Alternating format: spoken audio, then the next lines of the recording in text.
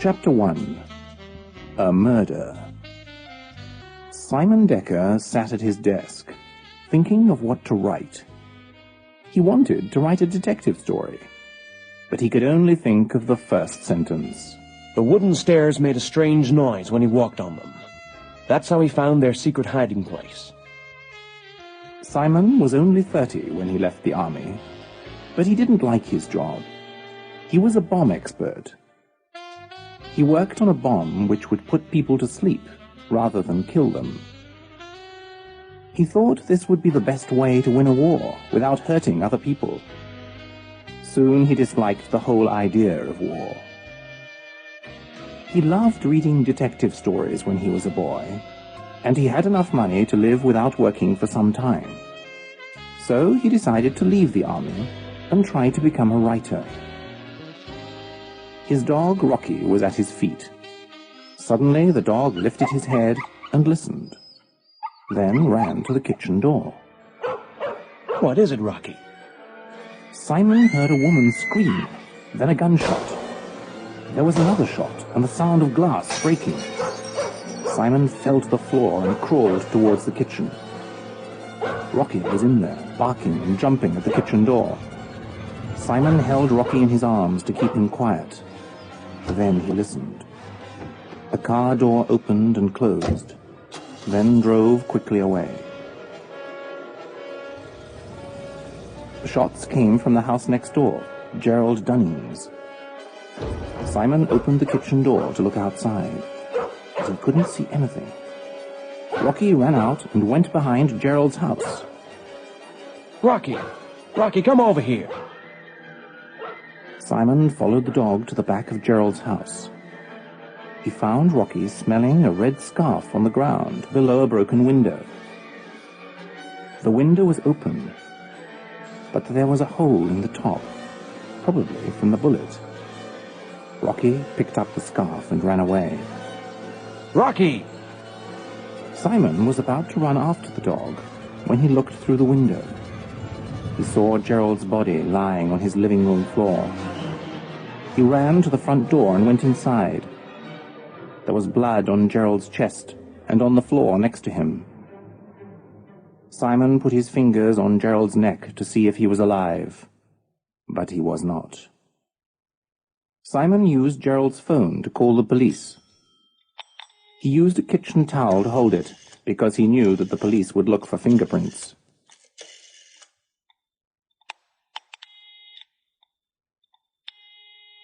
Emergency services? I want to report a murder. The address is 222 Westbury Lane. One moment, please. While he waited, he saw something shining near a living room table. It was small and round. Then someone answered the phone. Detective Freeze, how can I help you? Yeah, at last. It's about a murder. Take it easy, sir. We have your address and we're coming there now. Could you give me your name? Yes, it's Decker. Simon Decker. Are you a relative? No, I'm his neighbor. How did you find the body? I was walking past the window, and I saw him lying on the floor through his kitchen window. Are you in the house now? Yes. Please, wait outside until the police arrive, and do not touch anything. Do you understand? Yes. Yes, I understand. Before Simon hung up the phone, he heard a click. It sounded like the telephone bug he once used in the army. He took off the earpiece to see if he was right, and he was. There was a telephone bug in there.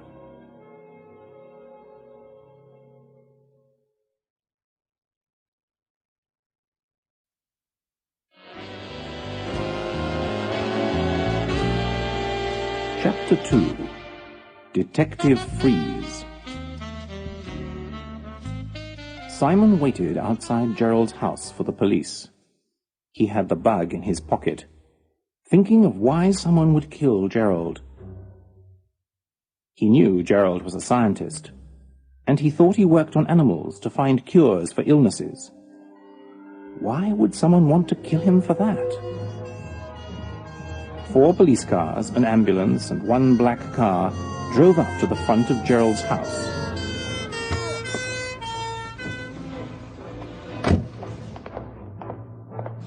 The police and ambulance drivers ran towards Simon. Are you the one who called? Yes. Is there anyone else inside? No. Check all the back and side doors. You two, come with me. The ambulance drivers followed the policeman inside. A tall man wearing dark sunglasses and a long black coat left the black car and walked towards Simon. He took off his sunglasses. His eyes were small and dark. You must be Mr. Decker. Yes, I am. I'm Detective Freeze. Pleased to meet you. Is there somewhere we can go to talk? Yes, I live right here. But wouldn't you like to see the body? My men will give me a report. Then I'll look things over. I'm interested in what you saw. Simon took Detective Freeze into his house. As he talked to him, the detective looked around the house. Decker didn't like it. Are you looking for something, Detective? No. Is there something you don't want me to see? Of course not. But I thought you'd want to have a look around Gerald's house, not mine. What do you do for a living, Mr. Decker? I don't have a job at the moment. Detective Freeze saw the paper Simon was writing his story on. He read it. Their secret hiding place, Mr. Decker? Well, that's a story I'm working on. A writer, are you? Not exactly. When Detective Freeze stopped asking questions, he gave Simon a card with his name on it. Call me if there's something you've forgotten to tell me. Detective Freeze and the police left before Simon remembered the phone bag in his pocket. Rocky came home with the red scarf in his mouth, and Simon said, Great. Now Freeze will think I tried to hide the bug in the scarf. Simon picked up the phone to call Detective Freeze. It was sunset, so the shadows from the trees outside his window were long and thin. He thought he saw something move in the shadows. So he put the phone down and went outside. There was yellow police tape around the outside of Gerald's house, but Simon saw nothing else. He looked again inside the window where he first saw Gerald lying on the floor. The living room looked more empty because it was getting dark. Then he saw something shining under the living room table. No one was outside at that time, so Simon went back into Gerald's to see what it was. It was a round, gold button from someone's coat. He couldn't understand how the police missed it. He walked towards the back door, but he heard someone opening the front door. He hid in a corner of the kitchen, behind a cupboard near the fridge. 2 men were in the next room. One was Detective Freeze. He heard them talking to each other. Go upstairs and look through everything. I want you to find that formula. I'll check down here. Detective Freeze came into the kitchen and looked in all the drawers and cupboards. Simon was hidden in the shadow of the cupboard he was next to, but Detective Freeze almost saw him when he opened the fridge. The fridge door was right next to his face. He heard the man from upstairs enter the kitchen. He had a hard, deep voice, as if he smoked a lot of cigarettes, or he had a cold. Did you find anything? Freeze closed the fridge and walked away. No, nothing. We've got to find that girl. She must have it. We have our phone bugged, but we haven't heard anything. What about her roommate, the waitress? She works at a place called Tivoli's. We have someone watching her. Let's bring her in for questioning. And bring that guy from next door, Decker. I think he knows more than he's telling us. Detective Freeze and his man left. Simon waited a little before he came out from behind the cupboard. He realized Freeze was involved in the murder, so he couldn't call him. He sat thinking of what to do when he smelled something like rubbish. He was sitting next to a dustbin, and inside it, near the top, was a box of matches with Tivoli's written on it. He thought of going there to speak to the waitress. Maybe she could tell him something useful.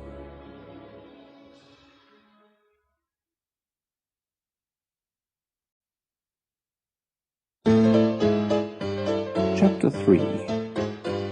Tivoli's. Tivoli's was a small restaurant with 10 small tables and chairs. There was only one waitress, and Simon saw that her name was Sylvie from the name tag on her shirt. She was about 27 years old, with short, brown hair. Her face was round and bright, but she looked sad when she came to Simon's table. I'd like the fish and chips and a beer. Oh, and can I borrow a pen and a piece of paper? I'm a writer, and I just thought of something. Sylvie gave Simon a pen and a piece of paper, and then she went into the kitchen. There were 4 men sitting around the bar. All of them were alone. 3 of them were older, and they looked like Tivoli's regular customers, because they all knew the bartender. The 4th man was younger, about 30 years old. He had his coat on, and there was a tall glass of cola in front of him. He looked up every now and then to look at Sylvie. Simon decided that he was one of Freeze's men. Simon stopped writing, then stood up to go to the men's room. He walked past the young man at the bar and dropped the piece of paper on the ground. He picked it up and gave it to the man at the bar. Excuse me, but I think you dropped this. The man took it, and Simon went into the men's room.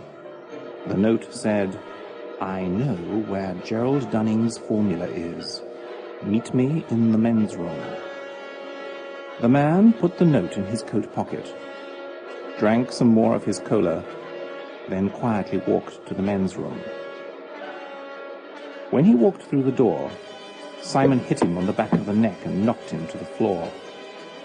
He took the man's identity card and his gun. When Simon left the men's room, he saw Sylvie walking into the kitchen. He followed her inside and took her arm. I need to talk to you. Hey, what do you think you're doing? Take your hands off me! It's about your roommate. Does this look like hers? He showed Sylvie the red scarf. Where did you get this? At Gerald's. Now, let's get out of here. It's not safe. Outside Tivoli's, Simon told Sylvie to get into his car. I can't leave my job. What will I tell them? Besides, who are you anyway? I'm Simon Decker. I'm Gerald's neighbor. I just knocked out someone who was watching you. I'm sure he has something to do with Gerald's murder. I think your roommate is in a lot of trouble. You probably are too. Now, you can either get in the car and help me find your roommate, or you can go back to work and hope she doesn't get killed. Rocky was in the back seat of Simon's car. He jumped up and kissed Sylvie's face. She was surprised and screamed. Hey! Rocky, sit down. I'm sorry, that's my dog, Rocky. He doesn't like to be left alone. They drove away from Tivoli's, and Simon told Sylvie everything he knew about Gerald's death. So I think your roommate Beth might be in trouble. I know. I haven't seen her in 2 days. She told me she and Gerald worked on something that might be dangerous. Do you know what it is? No. Do you know where she might be? I think so. Well, tell me how to get there.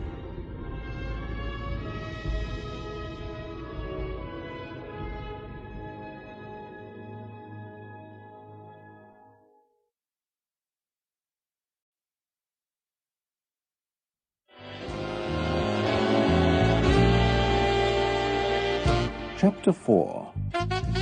Beth and her uncle. Sylvie and Simon drove far out of town into the mountains.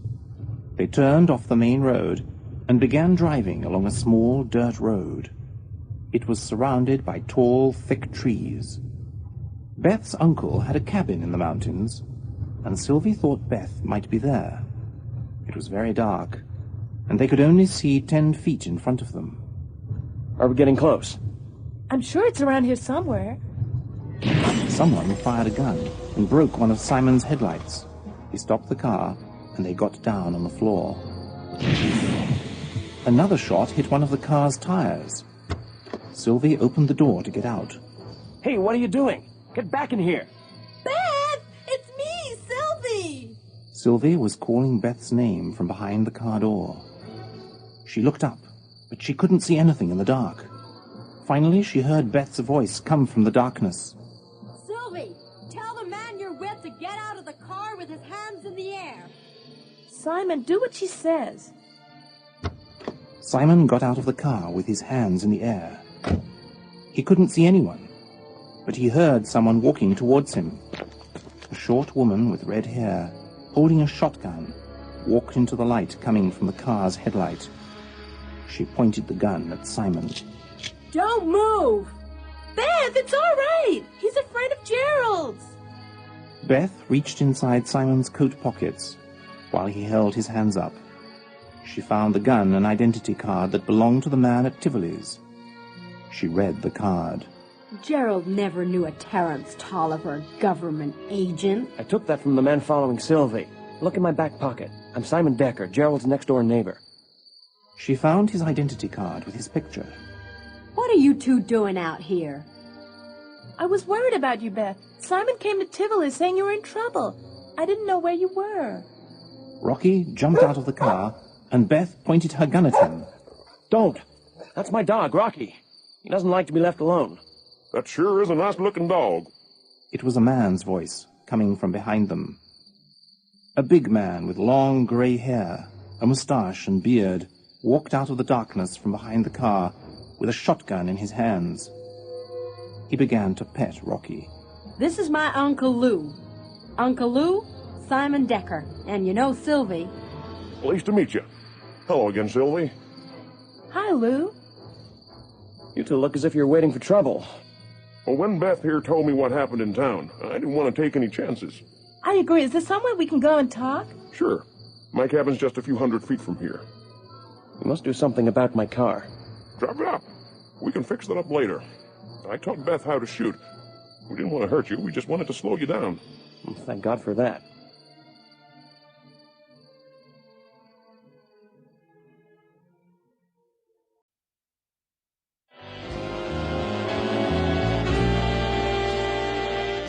Chapter 5. Beth's Mother. Detective Freeze sat at the head of a long table, with many of his men sitting around it. They all had dark suits and papers in front of them, except for one. He was Gerald and Beth's boss, Dr. Leenham. He wore a white scientist's coat and had messy white hair. He wore thick glasses. He looked very nervous as Detective Freeze spoke. Doctor, what are you telling the people at the lab about Dunning and Morgan? I've told them they left the country to do research on their new project. Good. But I can't keep saying that. Mr. Dunning is dead, for God's sake. Don't worry, Doctor. When the time comes, we'll say Mr. Dunning had a very bad car accident. For now, say he's out of the country. Have we heard anything on Decker or Sylvie Collard? Since they left Tivoli's together, we haven't been able to find them. We know Decker drives a white 1994 Rover. The police have pictures of both of them. We've told them we want to pick them up immediately. We have people watching for them at the airport, bus and train stations. So far, they haven't left town, unless they are using other names. And what about Beth Morgan? We haven't found her either. Her mother is waiting outside, and we hope she can help us out. Would you like to talk to her alone? Yes, but Doctor, I want you to stay with me. I want the rest of you to find information on the relatives and friends of Sylvie Collard, Simon Decker and Beth Morgan. The men got up and left the room, except the doctor and a short man who sat quietly next to Detective Freeze when he spoke to the others. Everything about him looked perfect. His hair, his suit, his face, except for a button on his jacket. It was different from the others. Detective Freeze spoke in a low and very serious voice. Follow what I say, Doctor. We don't want to frighten this woman, but we want her to think her daughter is in danger. Don't you think this is going too far? I don't want to be part of this. Doctor, you also have a family. 2 children in college, I believe. If you want to work as a scientist again, I suggest you do what I tell you. You can't send your kids to college if you don't have a job. Or if you're not alive. It was the first time the small man spoke. He was the man with Detective Freeze at Gerald's house the night Simon was hiding behind the cupboard. His deep voice scared the doctor. How right you are, Mr. Connors. The door to the office opened, and a small, nicely dressed woman with silver hair tied up on her head entered. Mrs. Morgan, please sit down. Thank you. I think you know Dr. Leenham. Only by name. How do you do, Doctor? Mrs. Morgan, we don't want to frighten you, but we're having trouble finding Beth. She's working on a very important project, and she seems to have disappeared. Oh, she's not in danger, is she? Tell me the truth. I want to know. No, not at all, Mrs. Morgan. This project was very important. We think she has gone somewhere to be alone. Do you know where she might be? No, I can't imagine. She never goes off on her own. Does she know anyone living out of town? The only place I can think of is my brother's, but I don't think she's there. She couldn't do any work out there. Where? It's in the mountains, away from everything. No, she wouldn't go there. Could you tell us where it is? Well, it doesn't have an address. It's a cabin in the forest. Detective Freeze and Mr. Connors looked at each other. Could you show us where it is? I'll try, but it's been years since I went there myself.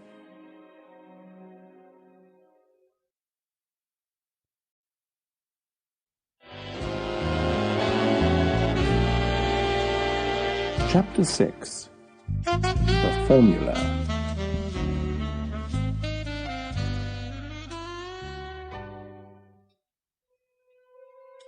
The cabin was dark inside, as all the windows were covered in black cloth. No one could see in. There was a wood fire burning in a round stove in the middle of the room. They were all sitting around it. Beth, what is this formula everyone's looking for? Everyone? Well, I went into Gerald's after the murder, and Beth covered her face with her hands. When she pulled her hands away, there were tears on her face, but she tried to hold them back. I hoped it wouldn't be true. I never knew since I jumped through the window whether he was dead or not. Go on.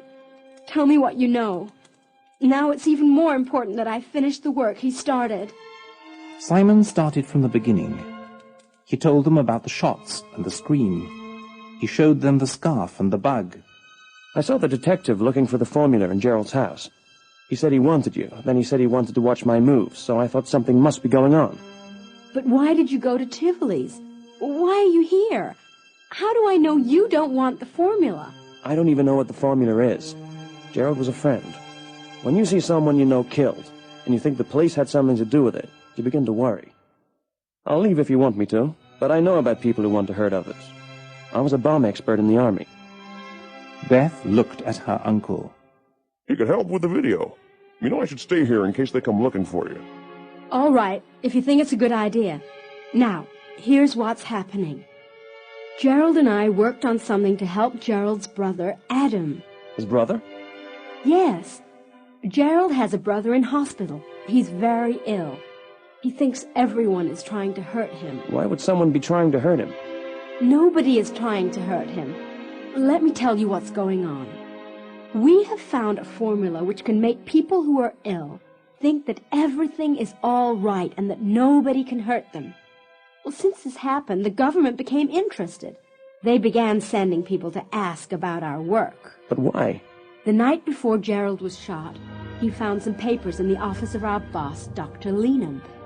The government wanted to use the formula as a weapon against their enemies. They thought they could do anything they wished to a person who thought everything was okay. Why did they kill Gerald? I don't think they wanted to. Gerald called me and told me to come to his house and to bring a bag of clothes because we had to leave the country. When I got to his house, a short man in a dark suit arrived. When he said he wanted the formula, Gerald fought with him. The man had a gun. It went off, and I saw Gerald fall to the ground. Then he aimed the gun at me.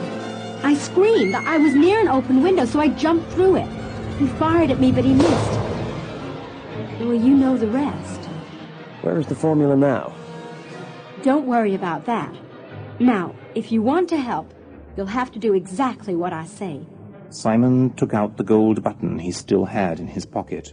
I think this came from the killer's jacket when Gerald fought with him. We could use it as evidence. First, we have to visit Gerald's brother. We must take the formula to him. I don't really care about anything else.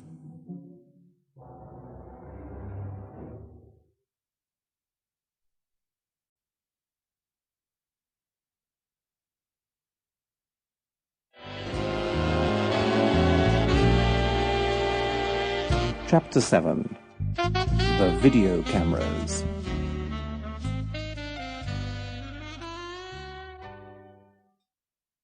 Beth's uncle helped Simon fix the car tire and headlight. Then they decided to hide it. That detective might come up here looking for you. If he does, we don't want him to find out that you've been here. Simon followed Lou's red truck to the top of the mountain. When they reached a space at the top, they stopped. Beth's car was also there. Simon parked his car next to Beth's, then drove back to the cabin in Lou's truck.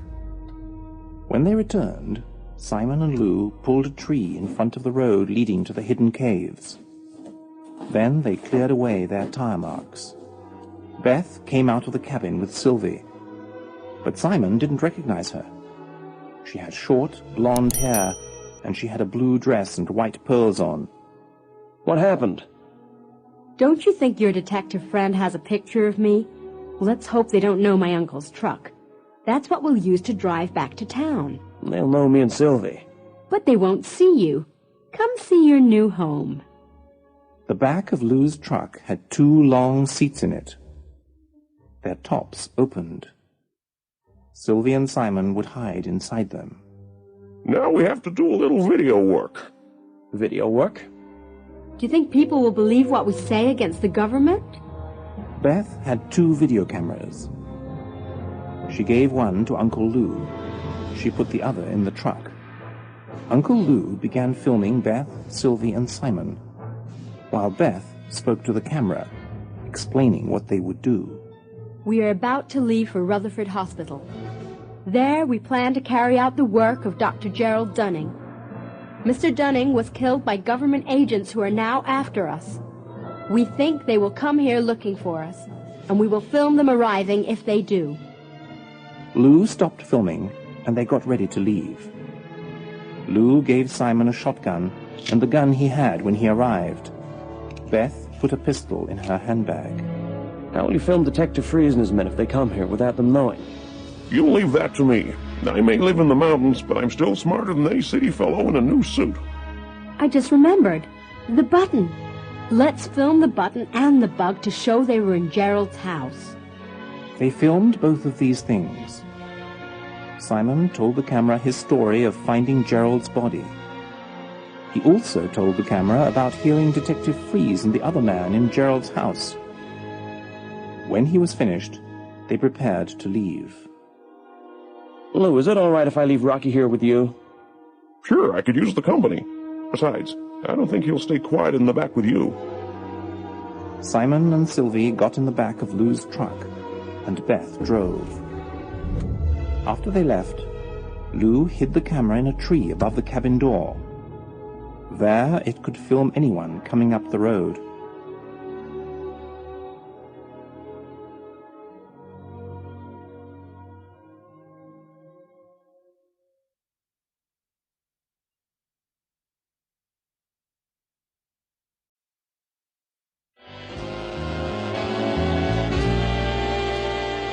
Chapter 8. Lou has visitors.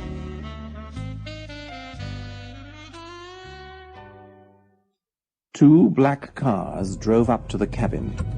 Lou was standing at the door waiting. The video camera was hidden behind some leaves in the tree above him. It could record everything they said. Detective Freeze, Mr. Connors, and Mrs. Morgan got out of the first car. 4 men wearing dark suits and sunglasses got out of the car behind them. Agnes, what are you doing here? Oh, Lou, they told me Beth was missing. This is the only place I could think she could be. Who are all these people? Mr. Swanson, I'm Detective Freeze. We have reasons to believe that somebody is following your niece. She's working on a very serious project for the government. We want to make sure nothing has happened to her. Well, nothing has. She was here just yesterday. She told me she would go on a holiday to the Caribbean. She didn't say anything about any project. Actually, she was so excited about going away that she left one of her bags behind. Could we see that bag, Mr. Swanson? Of course not. That's Beth's personal business. Mr. Swanson, I need to look in that bag. You'll have to wait until Beth returns to do that. I won't let you search her things. Detective Freeze walked towards Lou, so no one else could hear him. The microphone of the video camera was right over their heads. You're a smart man, Mr. Swanson. Now let me see that bag, and we'll let you go back to your nice, quiet life. I don't know about you, Freeze. You bugged Gerald's house and phone, and then you killed him. And I'll kill you if you don't get out of my way. And you want the formula to kill other people. That's right. Well, I guess I'd better let you inside. Uncle Lou moved out of Detective Freeze's way to let him go inside. Near the stove was a small bag with Beth's scarf in it and a few other pieces of clothing. As Freeze went to pick it up, Rocky ran and bit him on the hand. Lou heard Freeze scream, and he smiled. Freeze saw that there was nothing important inside the bag, but he told his men to turn the place upside down anyway. Mrs. Morgan was outside with her brother Lou, Mr. Connors, and Detective Freeze. She was confused by what the men did. I don't understand, Detective. I thought we were here to look for Beth. My brother has told you she's all right. There are some things we can't explain right now, Mrs. Morgan, but believe me, everything is all right. Freeze's men found nothing in the cabin. They were about to get in their cars and leave, when Lou stopped them. I think my sister would rather stay with me. Oh, no, Lou. The detective will give me a ride home. But there are some things I need to talk to you about. I'll drive you home later. Freeze took Lou's arm and walked him away from the others, but right to the camera. What are you trying to do, Swanson? You got what you wanted from her. Let her go. I don't want her getting hurt. Well, I still need her to make sure her daughter cooperates. Lou tried to take Detective Freeze's gun from him, but Detective Freeze knocked him to the ground. Mrs. Morgan screamed. Get her in the car. Mr. Connors took her back to the car, while Freeze talked to Lou, who was still on the ground. Next time I have to come up here, I won't be so nice, Swanson.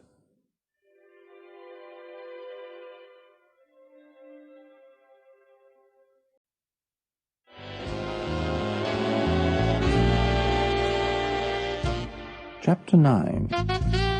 Gerald's Brother Adam.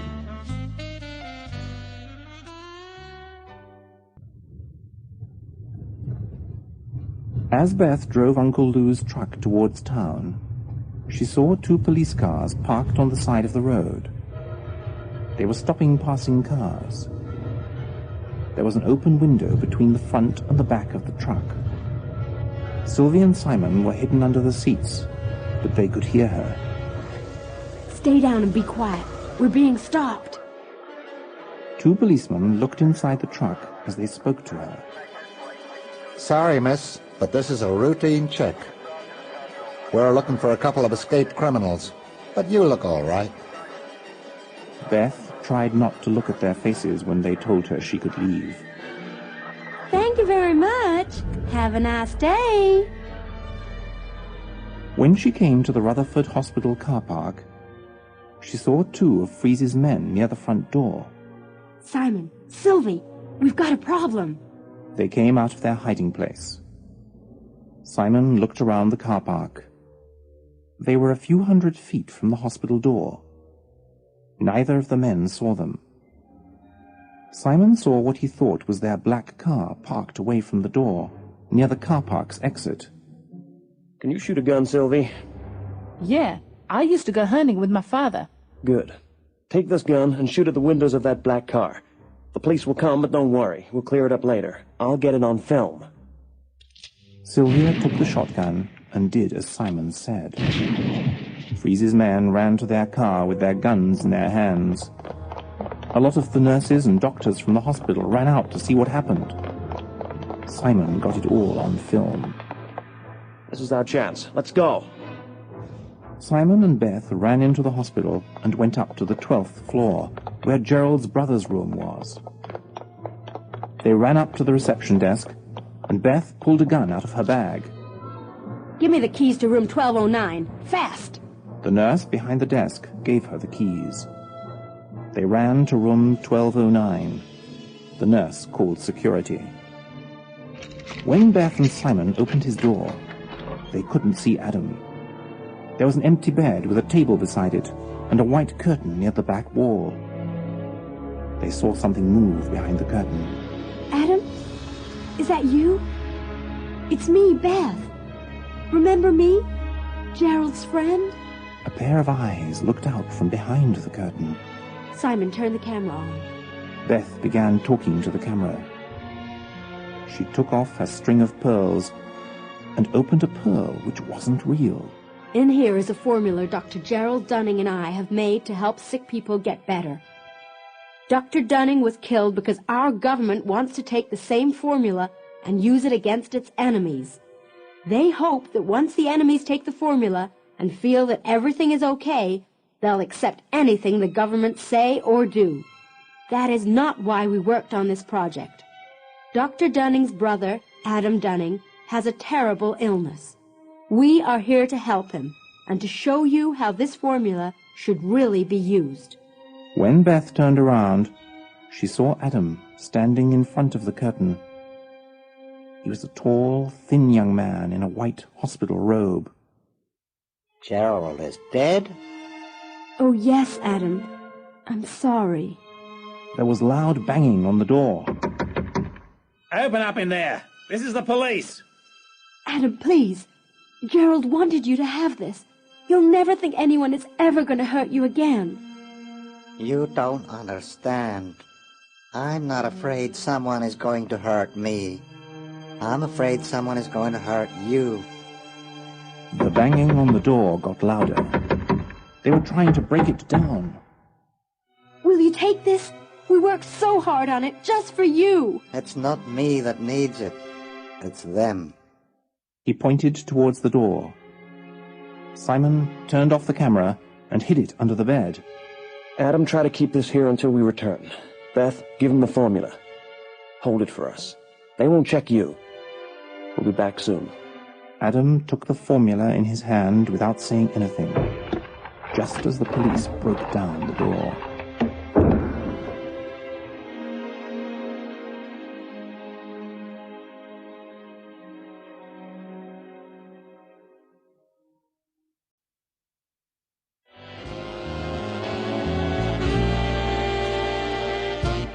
Chapter 10. Simon and Beth.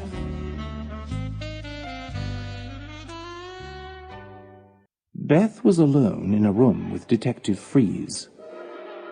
They looked through a window into another room where they could see Beth's mother sitting at a table. They could see her, but she couldn't see them. Mr. Connors came into Mrs. Morgan's room and gave her a cup of tea. That's him. That's the man who killed Gerald. I know, Miss Morgan. And if you don't want the same to happen to your mother, you'll help us make that formula you worked on.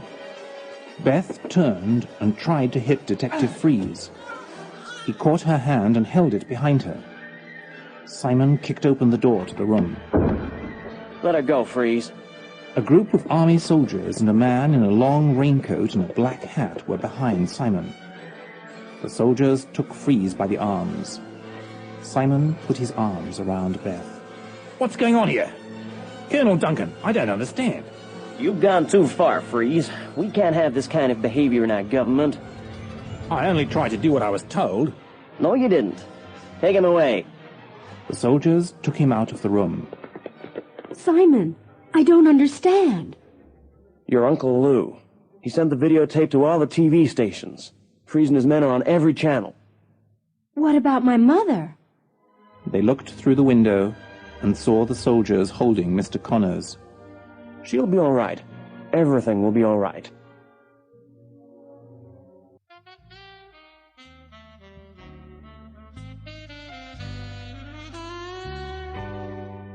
Simon was back in his house, sitting at his desk.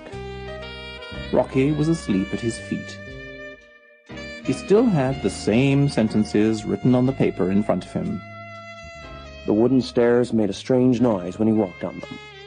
That's how he found their secret hiding place. The phone rang. It was Beth. How's the detective story coming along? I'm afraid I'm better at acting in detective stories than writing them. Well, the Colonel seemed to think you were pretty smart. Yeah, but that's only because I had you on my side. I'm serious. You should think about becoming something like a spy yourself. Let's talk about something else. All right. And if you can't think of anything more to write tonight, why don't you come over for dinner? Is it all right if I bring Rocky? He doesn't like being left alone. Of course. I like him almost as much as I like you. Simon hung up the phone with a smile on his face. He looked at his dog. Rocky, my boy, it looks as if we're going to dinner.